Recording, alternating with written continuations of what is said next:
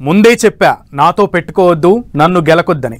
ఇప్పుడు నేను గెలికితే ఎలా ఉంటుందో చూపిస్తా అంటూ సార్ సీన్లోకి ఎంట్రీ ఇచ్చారు.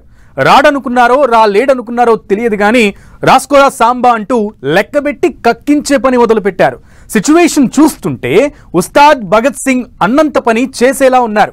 రావడం లేటు కావచ్చు, రావడం మాత్రం పక్కా అన్నట్లుగా ఏకంగా తానే రంగంలోకి దిగి రేషన్ బియ్యం మాఫియాకు సెగ పుట్టిస్తున్నారు. కక్కుర్తి కథేంటో పిన్ టు పిన్ బయటికి రావాల్సిందేనంటూ సేనాని హెచ్చరిస్తున్నారు. రేషన్ బియ్యం మాఫియాకు ఇక చుక్కలేనా? ఆ మాజీ ఎమ్మెల్యే అక్రమ దందా మఠాషేనా?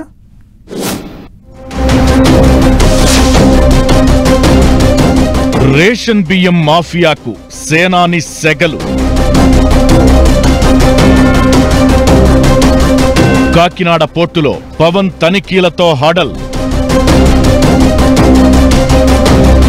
ఆ మాజీ ఎమ్మెల్యేకు ఎత్తడైపోవడం ఖాయమా? లేటయింది, మరిచిపోయారు, మన వరకు రారు అనుకున్నారేమో. దేనికైనా ఓ టైం ఉంటుంది రాజా అంటున్నారు AP deputy CM Pawan Kalyan. గొట్టు చప్పుడు కాకుండా ఎవరికంటా పడకుండా అందరినీ మేనేజ్ చేసుకుని పని కానిచ్చేద్దామంటే సీన్ సితారే అంటున్నారు. ఒక్కొక్కడికి ఎత్తడైపోవడం ఖాయమంటూ ఉన్నట్లుండి సడన్ గా కాకినాడ పోర్టులో ప్రత్యక్షమయ్యారు సేనాని. రేషన్ బియ్యం మాఫియా వెనకున్న మాస్టర్ మైండ్ కు కూసాలు కదిలిపోయేలా యాక్షన్ షురూ చేశారు.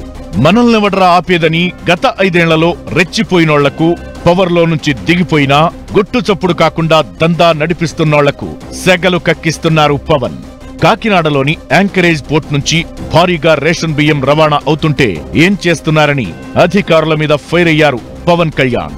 ప్రజా ప్రతినిధులు, నేతలు వచ్చి అక్రమ రవాణాను ఆపితేగాని చర్యలు తీసుకోరాని నిలదీశారు. రవాణాకు సిద్ధమై పట్టుబడిన నౌకలో 640 టన్నుల బియ్యాన్ని పవన్ స్వయంగా వెళ్లి చూశారు. పశ్చిమాఫ్రికా దేశాలకు తరలించేందుకు సిద్ధంగా ఉన్న బార్జులో బియ్యాన్ని పరిశీలించారు. కాకినాడ పోర్ట్ నుంచి ఈ స్థాయిలో బియ్యం అక్రమంగా తరలిపోతుంటే ఏం చేస్తున్నారని అధికారులపై సీరియస్ అయ్యారు. మాజీ ఎమ్మెల్యేకు సహకరిస్తున్నారన్న అనుమానంతో ఇప్పటి సిట్టింగ్ ఎమ్మెల్యేను కూడా మందలించారు పవన్. అక్రమ రేషన్ బియ్యం దందా వెనుక ఎంతటి వారున్నా వదిలిపెట్టొద్దని అధికారులను ఆదేశించారు. పవన్ కాకినాడ పోర్టుకు వెళ్లడంతో రేషన్ బియ్యం మాఫియా గుండెలు గుబేల్ అంటున్నాయట. ఎన్నికలకు ముందే రేషన్ బియ్యం దందా అంతు తేలుస్తామని చెప్పిన సేనాని ఇప్పుడు అన్నంత పని చేస్తున్నారు. అక్రమ దందా వెనుక కాకినాడ సిటీ మాజీ ఎమ్మెల్యే ద్వారంపూడి చంద్రశేఖర్ రెడ్డి హస్తం ఉందట. ఆయన కనుసనల్లోనే బియ్యం స్మగ్లింగ్ జరుగుతోందని చెబుతుంటారు. వైసీపీ అధికారంలో ఉన్న 5 ఏళ్లలో ఆయన చేసిన బియ్యం దందా ఆఫ్రికా దేశాలన్నింటికీ పాకిందని టాక్. రేషన్ బియ్యాన్ని కేజీ 10 రూపాయలకు కొని వాటిని స్మగ్లింగ్ చేయడమే పనిగా పెట్టుకున్నారట. వేల కోట్ల విలువైన బియ్యాన్ని తరలించి ఉంటారన్న చర్చ ఉంది. కాకినాడ పోర్టును తన గుప్పెట్లో పెట్టుకుని ద్వారంపూడి దందా నడిపిస్తున్నారని ఎప్పట్నుంచో ఆరోపణలు ఉన్నాయి.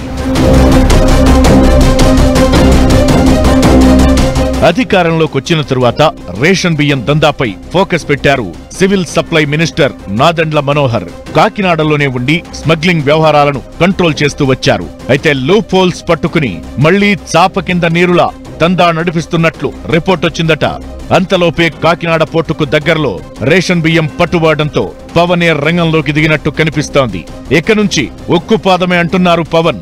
ఎవరినీ విడిచిపెట్టేది లేదని, అధికారులు నిఘా పెట్టాల్సిందేనని ఆర్డర్స్ ఇచ్చేశారు. రేషన్ బియ్యం దందా చేస్తూ వైసీపీ హయాంలో రెచ్చిపోయారని ద్వారంపూడిపై తీవ్ర స్థాయిలో ఆరోపణలు ఉన్నాయి. అంతేకాదు, ఎన్నికలకు ముందు పవన్ తో పెట్టుకున్నారు ద్వారంపూడి. దమ్ముంటే కాకినాడలో పోటీ చేయాలని సేనాని సవాల్ చేయడంతో పాటు తమ మీద దాడులు చేయించారని ఆగ్రహంతో ఉన్నారు జనసేన లీడర్లు, క్యాడర్. అయితే ద్వారంపూడి చంద్రశేఖర్ రెడ్డి బియ్యం స్మగ్లింగ్ వ్యవహారం వెనుక వైసీపీ పెద్దల హస్తం ఉండొచ్చనేది పవన్ అనుమానమట. వైసీపీ పెద్దల డైరెక్షన్ లోనే పిఠాపురంలో పవన్ ను ఓడించడానికి ద్వారంపూడి 100 కోట్లు ఖర్చు పెట్టారట. అందుకే ఆయన అక్రమార్జన లెక్కలన్నీ బయటకు తీసి కటకటాల్లోకి పంపించాలని జనసేన నేతలు పట్టుదలతో ఉన్నారు. అందుకు తగ్గట్టే ముందుగా పౌర సరఫరాల శాఖ మంత్రి నాదెండ్ల మనోహర్ ను రంగంలోకి దింపి కొంత కంట్రోల్ చేయించారు పవన్. ఇప్పుడేకంగా తానే ఫీల్డ్లోకి దిగి రేషన్ మాఫియాకు అంతర్గతంగా సహకరిస్తున్న అధికారులకు, కూటమి నేతలకు వార్నింగ్ ఇచ్చారు. దాంతో అనుకోకుండా పవన్ రూపంలో పడిన పిడుగు బియ్యం స్మగ్లింగ్ మాఫియాను గడగడలాడిస్తోందట. తీగలాగితే డొంక కదిలిపోతుందేమోనని అలర్ట్ అవుతున్నారట.